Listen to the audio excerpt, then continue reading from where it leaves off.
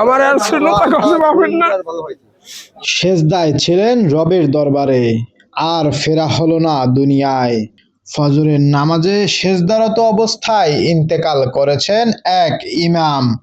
সোমবার ভোরে পটুয়াখালী সদর উপজেলার মৌকরণ ইউনিয়নের শ্রীরামপুর বাজার জামে মসজিদে ফজরের সুন্নাত পড়তে গিয়ে সেজদায় লুটিয়ে পড়েন ইমাম ও খতিব হাফেজ মাওলানা আতাউল্লাহ। তার বাড়ি দুমকি উপজেলার শ্রীরামপুর ইউনিয়নের ৫ নং ওয়ার্ডে। কয়েক বছর আগেই তার বাবা মারা যাওয়ার পর সংসারের হাল ধরেন আতাউল্লাহ। গত ৩ বছর ধরেই তিনি ছিলেন পরিবারের একমাত্র উপার্জনক্ষম ব্যক্তি। ঘরে রয়েছেন তার মা, স্ত্রী, ২.৫ বছরের ছেলে আর ৮ মাসের মেয়ে। অভাবের সংসারে ইমামতি করে কোনো রকমের সংসার চালাতেন তিনি। তার এই আকস্মিক মৃত্যুতে পরিবার এখন দিশেহারা। দুপুর ৩টায় শ্রীরামপুর বাজার মসজিদের সামনে অনুষ্ঠিত হয় তার প্রথম জানাজা। আসরের নামাজের পরে তার নিজ বাড়িতে দ্বিতীয় জানাজা শেষে বাবার কবরের পাশেই চিরনিদ্রায় শায়িত করা হয় তাকে। ৫টা ৮ মিনিট বাজে গেছে, আসতেছে না।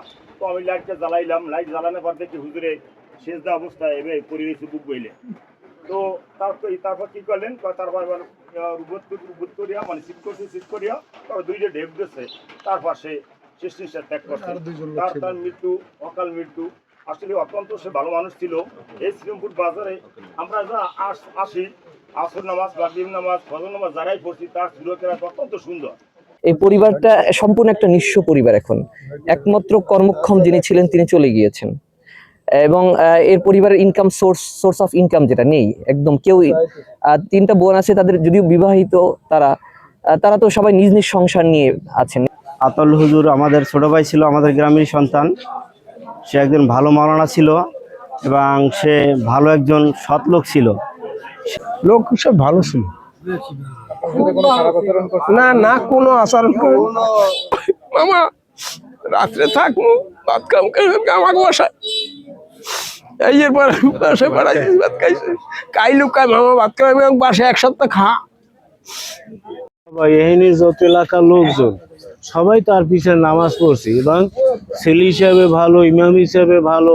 তারপর খুতবা নিজে মুখস্থ পড়তে, খুতবা নিজে আতলেই পড়তে না, মশলা যা কিছুই দিতে সবই ইসলাম ধর্মে। এবং মানুষ অমানুষ থেকে মানুষে অনেক কিছু মানে আমলে জ্ঞান অনেক মানুষের দিয়ে ভালো করছে।